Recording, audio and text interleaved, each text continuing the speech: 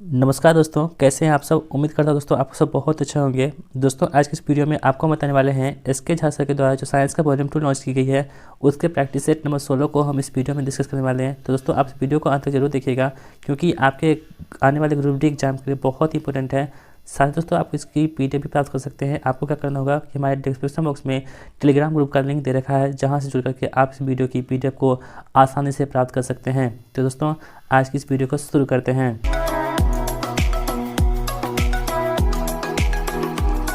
पहला प्रश्न हमारे पास दोस्तों देखिए क्या कह रहा है कि हवा में आर्द्रता को मापने के लिए कौन सा उपकरण प्रयोग में लाया जाता है। दोस्तों बहुत इंपॉर्टेंट प्रश्न है, यहाँ पे आप कन्फ्यूज नहीं होइएगा।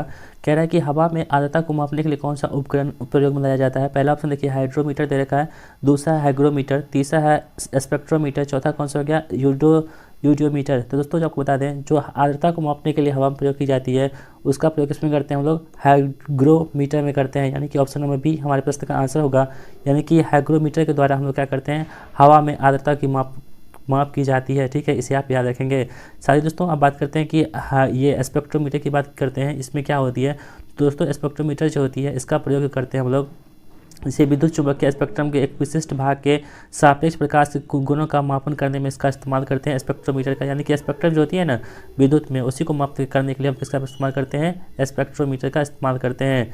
ठीक है, अब बात करें दोस्तों यूडियोमीटर की। तो यूडियोमीटर क्या होता है, तो यूडियोमीटर की बात करें तो ये एक प्रयोगशाला उपकरण है। यानी कि इसका उपकरण किसमें करते हैं हम लोग, प्रयोगशाला में इसका यूज करते हैं, जो किसी भौतिक या रासायनिक परिवर्तन के फलस्वरूप किसी गैसीय मिश्रण के आयतन में होने वाले परिवर्तन को मापता है। ठीक है, तो इस प्रकार हमारा ऑप्शन नंबर जो है इस प्रश्न का ऑप्शन नंबर बी आंसर होगा। यानी कि हाइग्रोमीटर जो है इससे क्या मापते हैं हम लोग, हवा में आर्द्रता की माप की जाती है। और यानी कि ऑप्शन नंबर बी हमारे प्रश्न का आंसर होगा। बढ़ते हैं अगले प्रश्न की ओर। दूसरा प्रश्न हमारे पास दोस्तों क्या है, देखिए परमाणु में कक्षों को भरने के लिए क्रम नियंत्रित कौन करता है। पहला देखिए अफबाओ का सिद्धांत द्वारा, दूसरा है कि हाइजेनबर्ग के अनिश्चितता के सिद्धांत द्वारा, तीसरा ऑप्शन है कि हुंड के नियम के द्वारा, और चौथा कौन सा हो गया, पाउलू के अपवर्जन सिद्धांत के द्वारा। तो दोस्तों को बता दें जब परमाणु में कक्षों को भरने के सही क्रम होते हैं वो अफबाओ के सिद्धांत पर आधारित होते हैं। ठीक है, किस पे, अफवाहों के सिद्धांत पर आधारित होते हैं। यानी कि ऑप्शन नंबर ए इस प्रश्न का आंसर होगा। अब बात करते हैं दोस्तों कि अफवाह का सिद्धांत कहता क्या है। तो दोस्तों अफवाह का सिद्धांत जो होती है, मान लीजिए पहले जो ये अफवाह है ये एक जर्मन शब्द है, इसका अर्थ क्या होता है, इसका अर्थ होता है निर्माण करना। ठीक है, अब बात करते हैं दोस्तों कि अफवाह का सिद्धांत कहता क्या है। तो दोस्तों इस सिद्धांत के अनुसार, मतलब इस सिद्धांत जो है अफवाह का सिद्धांत, इसमें क्या होती है कि इलेक्ट्रॉनिक विन्यास लिखने की एक आसान विधि प्रदान की जाती है। यानी कि अफवाह सिद्धांत के द्वारा हम करते हैं इलेक्ट्रॉनिक जो विन्यास लिखते हैं वो आसानी प्रकार से लिख सकते हैं। और इसके अनुसार इलेक्ट्रॉन सर्वप्रथम निम्न ऊर्जा में स्तर में रहता है और जब यह ऊर्जा पूर्णतः भर जाता है तब इलेक्ट्रॉन इस ऊर्जा स्तर से उच्च ऊर्जा स्तर में चली जाती है। यानी कहने का मतलब दोस्तों ये हुआ कि हम क्या करते हैं अफवाह सिद्धांत के अनुसार जो है ये इलेक्ट्रॉनिक विन्यास को आसानी से लिख सकते हैं। साथ ही दोस्तों हम क्या कर सकते हैं, इसकी जो जब इसमें इलेक्ट्रॉन की सबसे पहले आती है तो उसमें हम निम्न स्तर में रखा जाता है, लेकिन जब वो निम्न स्तर भर जाता है तो वो अपने आप जो है उच्च स्तर में, उसकी जो उच्च ऊर्जा स्तर में चली जाती है। तो ऑप्शन नंबर हमारा ए हो जाएगा। यहाँ पे कह रहा था कि परमाणु में कक्षों को भरने के लिए क्रम नियंत्रित कौन करता है, तो अफवाह का सिद्धांत जो है यहाँ पे क्रम नियंत्रित करता है। यानी कि ऑप्शन नंबर ए हमारे प्रश्न का आंसर होगा। बढ़ते हैं प्रश्न की ओर। तीसरा प्रश्न हमारे पास है दोस्तों कि डीएनए की द्विकुंडली संरचना किसके द्वारा दी गई थी। दोस्तों बहुत ही इंपॉर्टेंट प्रश्न है, ये आपको ग्रुप डी एग्जाम में जरूर कुछ देखने को मिलेंगे। इस प्रश्न को आप याद रखेंगे कि डीएनए की एक द्विकुंडलीय संरचना किसके द्वारा प्रस्तुत की गई थी। पहला देखिए ऑप्शन है जैकब तथा मोनार्ड, दूसरा है वाटसन तथा क्रिक, तीसरा ऑप्शन है आपके पास एच.जी. खुराना, चौथा कौन सा हो गया आपके पास, उपरोक्त में से कोई नहीं। तो दोस्तों आपको बता दें जो डीएनए की द्विकुंडलीय संरचना दी गई थी वाटसन एवं क्रिक के द्वारा दी गई थी। यानी कि ऑप्शन नंबर बी हमारे प्रश्न का आंसर होगा कि डीएनए की द्विकुंडलीय संरचना किसने दी थी, तो वाटसन एवं क्रिक के द्वारा डीएनए की द्विकुंडलीय संरचना दी गई थी। ठीक है, इसे आप याद रखेंगे। अगला प्रश्न देखिए दोस्तों क्या कह रहा है। चौथा प्रश्न हमारे पास है कि यीस्ट और मशरूम क्या है। दोस्तों यीस्ट और मशरूम की बात करें तो ये यीस्ट और मशरूम क्या होते हैं। पहला ऑप्शन है आपके पास शैवाल होते हैं, दूसरा है नग्नबीजी यानी कि विकृतबीजी जिसे जिम्नोस्पर्म भी कहते हैं, तीसरा ऑप्शन है फंगाई, चौथा कौन सा हो गया, गांठदार जड़े। तो दोस्तों आपको बता दें जो यीस्ट होती है ना, यीस्ट ये क्या होती है, एक प्रकार की फंगाई होती है यानी कि फफूंद होती है। तो इसे भी आप याद रखेंगे कि यीस्ट और मशरूम क्या होती है, फफूंदी होती है, यानी कि फंगाई के अंतर्गत आते हैं। तो इसे आप ध्यान रखिएगा। बढ़ते हैं अगले प्रश्न की ओर। 5वां प्रश्न दोस्तों हमारे पास है, बहुत ही इंपॉर्टेंट प्रश्न है। कह रहा है कि वर्षा की बूंदें गोलाकार आकृति का कारण क्या है, यानी कि जो वर्षा की बूंदें होती है वो गोलाकार होती है। तो हमसे प्रश्न कह रहा है कि वो किस वजह से गोलाकार होती है। तो पहला ऑप्शन देखिए द्रव का घनत्व, दूसरा है पृष्ठ तनाव, तीसरा ऑप्शन है आपके पास वायुमंडलीय दाब, चौथा कौन सा हो गया गुरुत्व। तो दोस्तों को बता दें जो वर्षा की बूंदें होती है वो पृष्ठ तनाव के कारण जो होती है वो गोलाकार होती हैं। ठीक है, इसे आप याद रखेंगे कि पृष्ठ तनाव के कारण जो होती है वर्षा की बूंदें क्या होती है गोलाकार होती हैं। दोस्तों पृष्ठ तनाव में क्या होता है कि पृष्ठ तनाव के गुण के कारण किसी द्रव का स्वतंत्र पृष्ठ न्यूनतम क्षेत्रफल भरने का प्रयास करती है, इसी वजह से वर्षा की बूंदें जो होती है वो गोलाकार रूप में होती हैं, यानी कि ऑप्शन नंबर बी हमारे प्रश्न का आंसर होगा।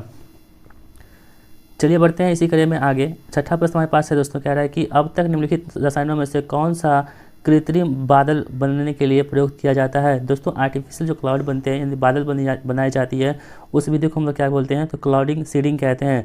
तो हमसे प्रश्न ये कह रहा है कि क्लाउडिंग सीडिंग बनाने के लिए किस रसायन का इस्तेमाल करते हैं। पहला ऑप्शन देखिए पोटेशियम नाइट्रेट, दूसरा आपके पास भारी जल, तीसरा ऑप्शन आपके पास है सल्फर आयोडाइड और चौथा ऑप्शन कौन सा हो गया सिल्वर आयोडाइड। तो दोस्तों जो हम लोग प्रयोग करते हैं कृत्रिम बादल बनाने के लिए यानी कि आर्टिफिशियल क्लाउड जो बनाते हैं उसका इस्तेमाल करके हम लोग सिल्वर आयोडाइड का प्रयोग करते हैं, यानी कि ऑप्शन नंबर डी हमारे प्रश्न का आंसर होगा कि सिल्वर आयोडाइड होती है इसका उपयोग हम लोग कृत्रिम बादल बनाने के लिए करते हैं।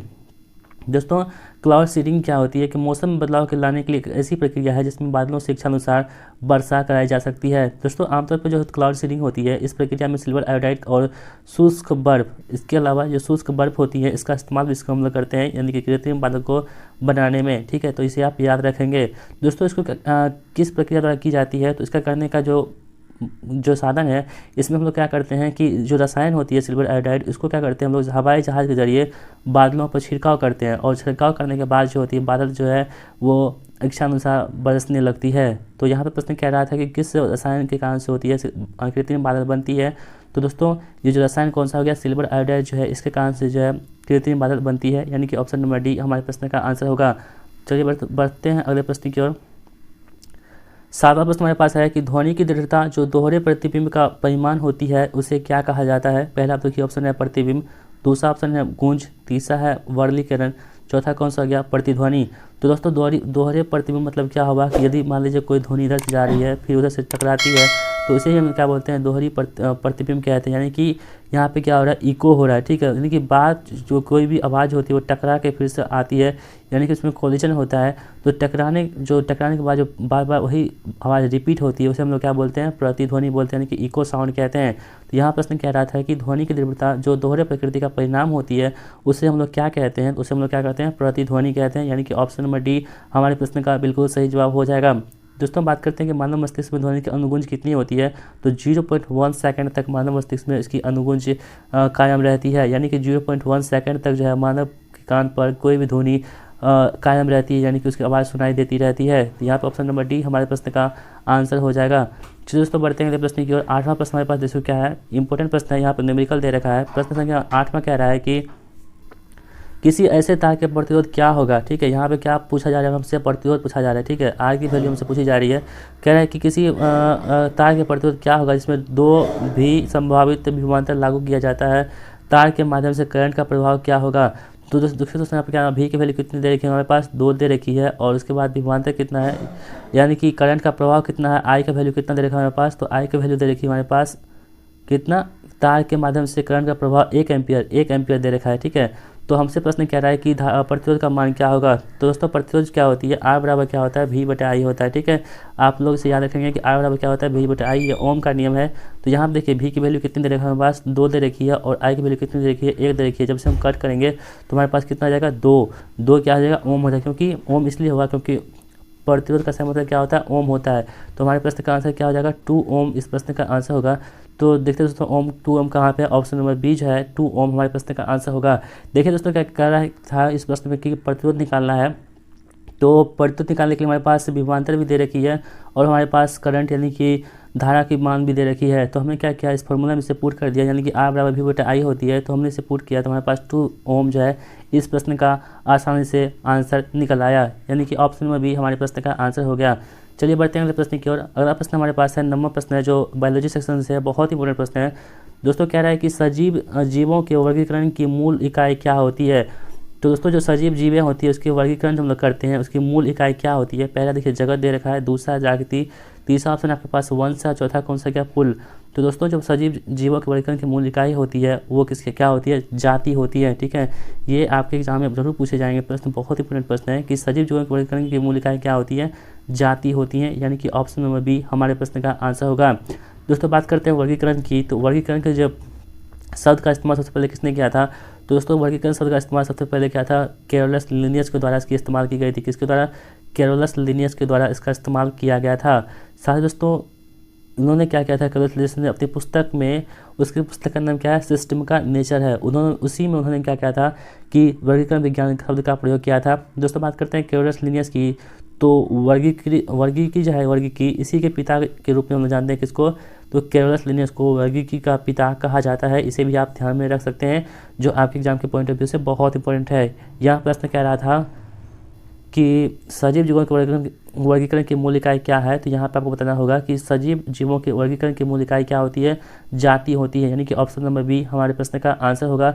चलिए दोस्तों बढ़ते हैं अगले प्रश्न की ओर। अगला प्रश्न हमारे पास दोस्तों क्या है, 10वां प्रश्न आपके स्क्रीन पर कह रहा है कि एमीबियासिस के कारण क्या होता है। तो दोस्तों एमीबियासिस जो होती है इसके कारण क्या होती है, एक प्रकार की ये बीमारी, कौन सी बीमारी होती है। पहला देखिए तेज बुखार आता है, दूसरा है पेचिस, तीसरा है आपके पास सिर दर्द और जुकाम, चौथा कौन सा हो गया, बुखार आती है। तो दोस्तों को बता दें जो एमीबियासिस होती है इसके कारण से क्या होता है, पेचिस रोग होता है। क्या होता है, पेचिस रोग होता है। दोस्तों पेचिस रोग क्यों होता है, तो इसके कारण क्या है कि गंदे जल का सेवन करना, गंदे फलों का खाना, यानी कि हम खाना जब खाते हैं तो उसमें हम क्या करते हैं, धोकर नहीं खाते हैं, यानी कि प्रदूषित खानों को खाने से क्या होती है हमारे पास एमीबियासिस जो बीमारी होती है, जिसे हम लोग क्या बोलते हैं, पेचिस के रूप में जानते हैं। यानी कि ऑप्शन नंबर बी हमारे प्रश्न का बिल्कुल आंसर सही जवाब हो जाएगा। चलिए दोस्तों बढ़ते हैं अगले प्रश्न की ओर। 11वां प्रश्न हमारे पास होगा, आपके स्क्रीन पर देखिए क्या कह रहा है, इनमें से कौन सी धातु का प्रयोग विद्युत तार बनाने के लिए किया जाता है। तो दोस्तों विद्युत तार बनाने के लिए किसका इस्तेमाल करते हैं, तो पहले देखिए ऑप्शन है चांदी, दूसरा है कौन सा, मैग्नीशियम, तीसरा आपके पास तांबा, चौथा कौन सा हो गया, लेड। तो दोस्तों देखिए विद्युत धातु का तार बनाने के लिए किसका इस्तेमाल करते हैं, तो तांबा करते हैं, तांबा करते हैं। वैसे दोस्तों सबसे अधिक जो विद्युत चालकता धातु कौन सी, चांदी होती है, लेकिन इसका इस्तेमाल इसलिए नहीं करते क्योंकि महंगा होता है। लेकिन आमतौर पर जो है सबसे अधिक जो विद्युत तार बनाने के लिए इस्तेमाल करते हैं किसका, तो ऑप्शन के अनुसार तांबा को करते हैं। ठीक है, तांबा क्या होती है दोस्तों, एक प्रकार का सुचालक होती है। क्या होती है, एक प्रकार सुचालक होती है और एक तन्य धातु भी होती है। तांबा क्या होती है दोस्तों, ये सुचालक होती है और क्या होती है, तन्य धातु होती है। इसलिए इसका इस्तेमाल हम लोग क्या करते हैं, विद्युत तार के इस्तेमाल में करते हैं। ठीक है, और साथ ही दोस्तों ये क्या करता है, विद्युत चालक के रूप में काम करता है। धातु तांबा धातु जो है ये विद्युत तथा उष्मा का भी सुचालक होता है, इसलिए इसके लिए हम क्या करते हैं, विद्युत तार के इसका इस्तेमाल हम लोग कर लेते हैं। चलिए दोस्तों बढ़ते हैं अगले प्रश्न की ओर। 12वां प्रश्न आपके स्क्रीन पर है, देखिए कह रहा है कि डैश एक रासायनिक परिवर्तन नहीं है। ठीक है, यहाँ पे कह रहा है कि कौन सा रासायनिक परिवर्तन नहीं है। ठीक है, इसे आप क्या देखेंगे कि नहीं है, कौन सा नहीं है, यानी कि 3 जो है रासायनिक परिवर्तन होंगे लेकिन एक रासायनिक परिवर्तन नहीं होंगे इस ऑप्शन में, तो कौन से नहीं होंगे उसी को हमको चूज करना है। पहला देखिए आपका ऑप्शन है आपके पास एक अंडा पकाना, दूसरा है कि एक आइस क्यूब पिघलना, तीसरा ऑप्शन आपके पास है कि केक को ब्रेक करना, चौथा कौन सा हो गया, केला सड़ना, यानी कि रोटिंग करना। यानी कि दोस्तों जो रासायनिक परिवर्तन में से कौन सा नहीं है, तो ये कौन सा हो जाएगी, एक आइस क्यूब का पिघलना जो है ये रासायनिक परिवर्तन नहीं है। ठीक है, जबकि ये क्या है, एक प्रकार का भौतिक परिवर्तन है। दोस्तों बात करते हैं कि रासायनिक परिवर्तन क्या होता है। तो रासायनिक परिवर्तन क्या होता है दोस्तों, एक नए उत्पाद का निर्माण होता है, यानी कि हम रासायनिक परिवर्तन करवाते हैं तो क्या होता है, एक नए पदार्थ का निर्माण होता है। लेकिन भौतिक परिवर्तन में क्या होती है, उसकी भौतिक अवस्था बदल जाती है लेकिन नए पदार्थ का निर्माण नहीं होता है।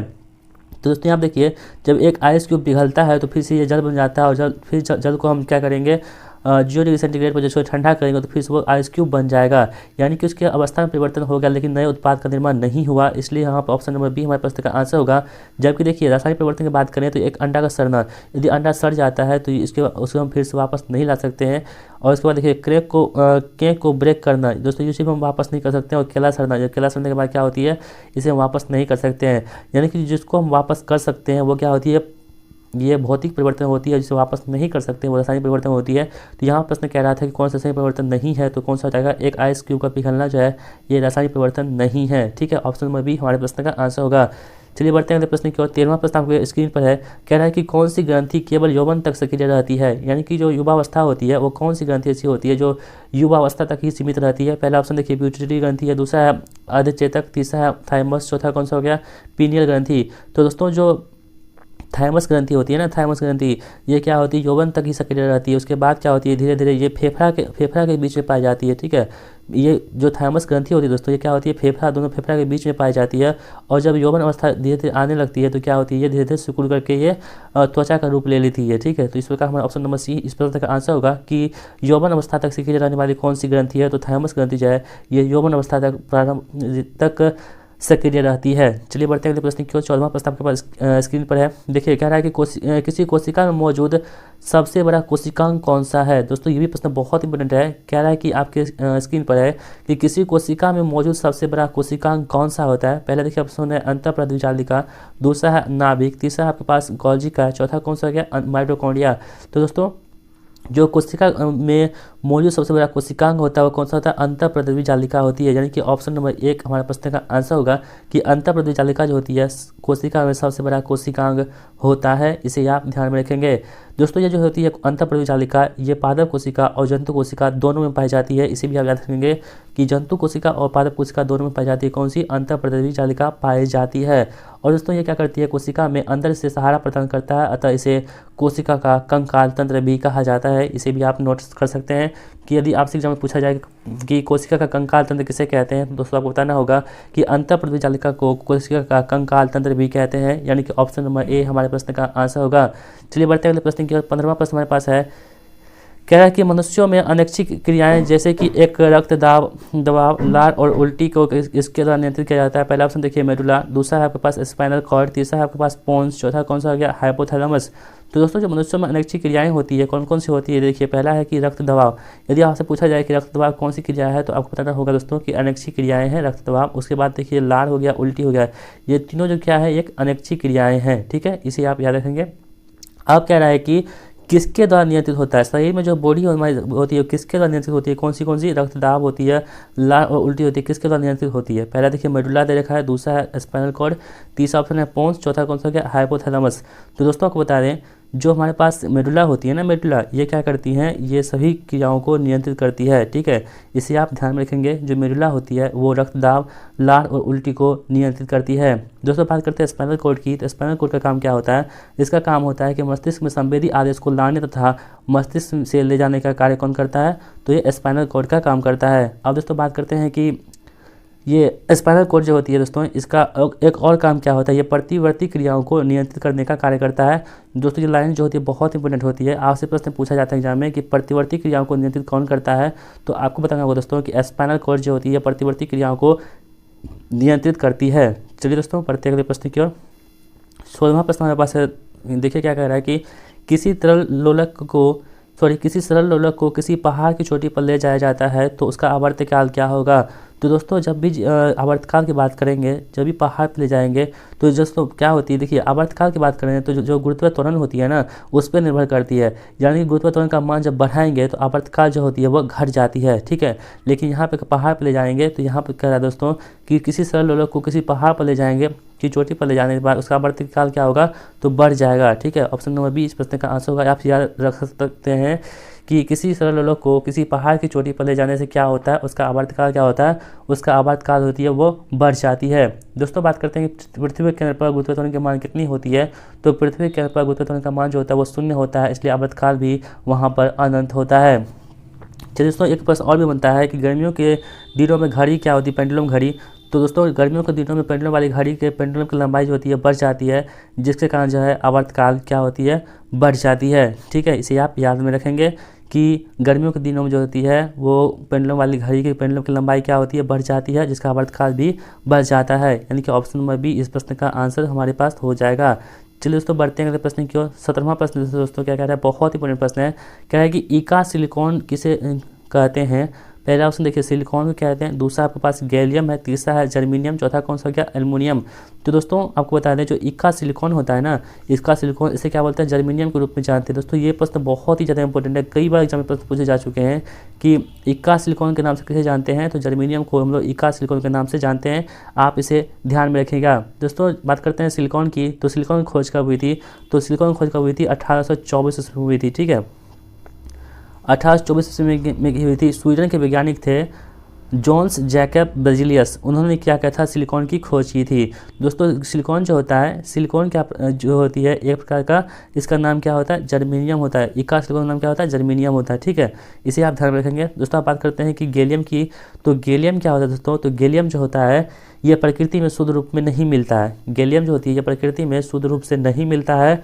और गैलियम की खोज कब हुई थी, तो 1875 ईस्वी में गैलियम की खोज होती है। ठीक है, इसे भी आप याद रख सकते हैं कि गैलियम खोज कब हुई थी, 1875 ईस्वी में खोज हुई थी। और ये प्रकृति में शुद्ध अवस्था में नहीं मिलता है। और इसका इस्तेमाल किसमें करते हैं, तो दोस्तों गैलियम का इस्तेमाल जो है अर्धचालकों में भी किया जाता है। ठीक है, तो इसे भी आप याद रखेंगे। साथ ही दोस्तों आप इस प्रश्न को याद रखेंगे कि इका सिलिकॉन किसे कहते हैं, तो जर्मेनियम को इका सिलिकॉन के नाम से हम लोग जानते हैं। तो ऑप्शन नंबर सी हमारे प्रश्न का आंसर होगा। चलिए बढ़ते हैं अगले प्रश्न की ओर। 18वां प्रश्न हमारे पास है। देखिए कह रहा है कि स्वैच्छिक क्रियाओं के लिए सुनिश्चितता, अंग विन्यास, निर्वहन और शरीर का संतुलन बनाए रखने के लिए किसका इस्तेमाल करते हैं, यानी कौन सा उत्तरदायी होता है। यानी दोस्तों यहाँ पर सिर्फ ये देखिए कि शरीर का संतुलन बनाने के लिए कौन सा उत्तरदायी होता है। तो पहला देखिए आपको ऑप्शन है मध्य मस्तिष्क, दूसरा है अनुमस्तिष्क, तीसरा है परमस्तिष्क, चौथा कौन सा गया, मेरुरज्जु। तो दोस्तों जो स्वैच्छिक क्रियाएं होती है उसको नियंत्रित करने के लिए अनुमस्तिष्क जो होती है, अनुमस्तिष्क ये क्या होती है, उत्तरदायी होती है। ठीक है, इसे आप ध्यान में रखिएगा। अनुमस्तिष्क जो होता है स्वैच्छिक क्रियाओं के नियंत्रण के लिए और शरीर का संतुलन बनाने के लिए उत्तरदायी होते हैं, यानी कि अनुमस्तिष्क हमारे प्रश्न का आंसर होगा।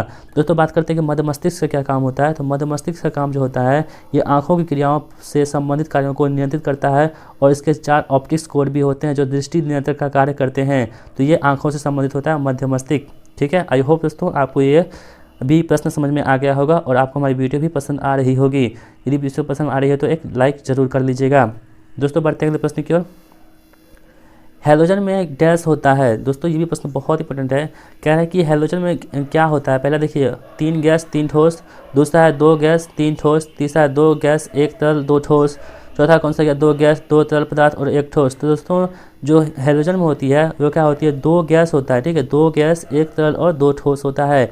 इसे ही आप याद रखेंगे कि हैलोजन में क्या होती है, 2 गैस होती हैं, 1 तरल होता है और 2 ठोस होता है, यानी कि ऑप्शन नंबर सी हमारे प्रश्न का आंसर हो जाएगा। चलिए दोस्तों बढ़ते हैं अगले प्रश्न की ओर। और दोस्तों रुकिए यहाँ पे देखिए, आप हैलोजन के बारे में जान लीजिए थोड़ा सा। हैलोजन जो होता है दोस्तों ये क्या होती है, आवर्त सारणी के वर्ग 17 का ये सदस्य हैं। वर्ग 17 में हैलोजन तत्वों को रखा गया है। ठीक है, इसे आप याद रखेंगे, बहुत ही इंपॉर्टेंट है। दोस्तों जो हैलोजन तत्व होते हैं ना ये धातुओं के साथ संयोग करके लवण उत्पन्न करते हैं। क्या करते हैं, धातुओं के साथ ये संयोग करके लवण उत्पन्न करते हैं। कौन सा, हैलोजन वाला तत्व। ठीक है, तो आप याद रखेंगे कि हैलोजन में क्या होते हैं, 2 गैस होती हैं, 1 तरल होता है, 2 ठोस होता है। चलिए बढ़ते हैं अगले प्रश्न की ओर। दोस्तों ये जो प्रश्न है ना बहुत इंपॉर्टेंट है। देखिए कह रहा है कि यदि एक वस्तु की त्रिज्या r है, ठीक है, एक वृत्तीय पथ पर एक चक्कर लगाने में t सेकंड लगती है तो वेग क्या होगी। तो दोस्तों जो वेग होती है ना, वेग बराबर क्या होता है, विस्थापन बटे समय होता है। वेग बराबर क्या होता है, विस्थापन बटे समय, विस्थापन बटे समय। ओके, और यहाँ पर दोस्तों क्या होता है, दूरी यहाँ पर हमको निकालना है। तो दूरी बराबर क्या होता है, देखिए यहाँ पे तो देखिए क्या कर रहा था, एक वृत्तीय पथ पर एक चक्कर लगाना। दोस्तों ये वृत्त का पथ है ना, पथ, तो ये जो एक चक्कर लगाएगा तो ये क्या होगी, अपनी दूरी के बराबर चक्कर लगाएगी। मान लीजिए आप यहाँ से स्टार्ट करते हैं चक्कर लगाना, फिर यहाँ पर वहीं पहुँचते हैं तो कुछ ना कुछ दूरी आपने तय किया होगा। लेकिन आप भले ही विस्थापन को नहीं तय कर रहे हैं लेकिन दूरी आपने तय किया होगा। तो कह रहा है कि ये जो दूरी होगी इसके परिधि के बराबर होगी। तो वृत्त की परिधि कितनी होती है, 2πr होती है। ठीक है, 2πr होती है, 2πr होती है, लेकिन किसके सापेक्ष, तो समय के सापेक्ष, यानी 2πr/t। तो 2πr/t किस ऑप्शन में, देखिए ऑप्शन नंबर बी में है। ऑप्शन नंबर बी हमारे प्रश्न का आंसर होगा। ठीक है दोस्तों, करना कुछ नहीं है, बस आपको जो प्रश्न में दे रखा होगा बस उसी पर ध्यान देना है। कह रहा है कि एक वृत्तीय पथ पर एक चक्कर लगाने में t सेकंड लगता है। तो एक चक्कर लगाएंगे तो ये दूरी, कुल दूरी होगा कि कितना सेकंड लेता है, t सेकंड लेता है। तो वेग हम निकाल लिए, सब यहाँ पे क्या 2πr/t हमारे प्रश्न का आंसर होगा, यानी कि ऑप्शन नंबर बी इस प्रश्न का आंसर हो जाएगा। चलिए दोस्तों बढ़ते हैं अगले प्रश्न की ओर। आई होप दोस्तों आपको ये भी बात समझ में आ गया होगा। चलिए बढ़ते हैं अगले प्रश्न की ओर। 21वां प्रश्न देखिए आपके स्क्रीन पर है। पहला देखिए कह रहा है कि प्याज काटते समय आंखों में जलन पैदा करने वाला यौगिक कौन सा है। दोस्तों आप सबको पता होगा, आप सभी स्टूडेंट होंगे तो आप प्याज जरूर काटते होंगे, और प्याज काटते वक्त क्या होगा, आपकी आंखों में जलन पैदा होती है, यानी कि आपकी आंखों से आंसू निकलने लगता है, यानी कि आंख लहरने लगता है। तो वो किस कारण से, किस यौगिक कारण से लहरने लगता है। ठीक है, पहला देखिए ऑप्शन है आपके पास कार्बन, दूसरा है नाइट्रोजन, तीसरा है मशरूम, चौथा कौन सा हो गया हाइड्रोजन, सॉरी तीसरा दोस्तों यहाँ पर होगा सल्फर, यहाँ पे सल्फर होना चाहिए दोस्तों। थोड़ी सी मिसप्रिंट आ गई है, यहाँ पे सल्फर लिख लीजिएगा दोस्तों। देखिए प्याज काटते समय क्या होता है कि आपकी आंखों में जलन पैदा होती है, वो किस कारण से होती है? सल्फर के कारण से होती है, यानी कि ऑप्शन नंबर सी जो है यहाँ पे सल्फर ही होता है, जो आपको नहीं दिखाई दे रहे होंगे, लेकिन आप याद रखेंगे कि सल्फर के कारण जो होती है ये प्याज काटते समय हमें आंखों में जलन पैदा होती है। दोस्तों प्याज के अलावा लहसुन, अंडा, सरसों के तेल आदि पदार्थों में भी सल्फर पाया जाता है, इसे भी आप नोट कर सकते हैं। चलिए बढ़ते हैं अगले प्रश्न की ओर। अगला प्रश्न हमारे पास है 22वां प्रश्न आपके स्क्रीन पर है। कह रहा है कि परमाणु संख्या डैश वाला तत्व क्षारीय ऑक्साइड बनाएगा। तो कौन सा परमाणु संख्या वाला तत्व होगा जो क्षारीय ऑक्साइड बनाएगा? ठीक है, तो क्षारीय ऑक्साइड कौन बनाता है? सोडियम बनाता है। सोडियम कितने है? सोडियम मतलब क्या होता है? 11। परमाणु संख्या कितने होती है? 11 होती है ना। तो ऑप्शन नंबर सी हमारे पास का आंसर होगा कि सोडियम जो होती है वो क्या बनाती है? एक क्षारीय ऑक्साइड बनाती है, यानी कि ऑप्शन नंबर सी हमारे प्रश्न का आंसर होगा, यानी कि sodium. So option number C इस प्रश्न का आंसर होगा, आप याद रखेंगे। चलिए बढ़ते हैं अगले प्रश्न की ओर। 23वां प्रश्न आपके स्क्रीन पर है दोस्तों। देखिए कह रहा है कि निम्नलिखित में से किस द्रव का घनत्व सबसे कम होता है? देखिए सबसे कम की बात करती है, ठीक है। पहला देखिए स्वच्छ जल हो गया, फ्रेश वाटर, दूसरा नमकीन जल सॉल्ट वाटर, तीसरा पेट्रोल, और चौथा कौन सा हो गया? मरकरी। तो दोस्तों आपको बता दें जो द्रव का घनत्व सबसे कम होता है वो किसमें होता है? पेट्रोल में होता है, ठीक है। ऑप्शन नंबर सी हमारे प्रश्न का आंसर होगा कि पेट्रोल में क्या होती है? सबसे द्रव का घनत्व सबसे कम होती है, ठीक है। आप इसे ध्यान में रखिएगा कि सबसे जो कम घनत्व वाला कौन सा है, ऑप्शन के अनुसार कौन सा? पेट्रोल हो जाएगा। दोस्तों होती है क्या कि जल का घनत्व अधिक होने के कारण जो होती है पेट्रोल मिट्टी के अधिक तेल के ऊपर क्या होती है? वो तैरने लगती है, ठीक है। इसे आप याद रखेंगे। तो क्या हो जाएगा हमारे पास? ऑप्शन नंबर सी इस प्रश्न का आंसर होगा। बढ़ते हैं अगले प्रश्न की ओर। एम्पियर घंटा। दोस्तों क्या कह रहा है? देखिए कह रहा है कि एम्पियर घंटा जो है ना ये निम्नलिखित में से किसका मात्रक होता है? तो एम्पियर घंटा किसका मात्रक होता है? तो एम्पियर घंटा किसका मात्रक था? आपके पास ऑप्शन शक्ति का, ऊर्जा का, धारा की प्रबलता का और आवेश की मात्रा का।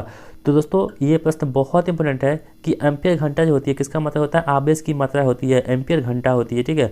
एम्पियर घंटा क्या होती है? आवेश की मात्रक होती है, इसे आप ध्यान में रखेंगे। और दोस्तों बात करते हैं कि सिर्फ एम्पियर कहा जाए तो किसका मात्रक होता है? तो ये विद्युत धारा का मतलब क्या होता है? एम्पियर होता है, ठीक है। विद्युत धारा का ऐसा मतलब क्या होता है? एम्पियर होता है। और विद्युत एम्पियर घंटा किसका मात्रक होता है? आवेश की मात्रा क्या होती है? एम्पियर घंटा होती है।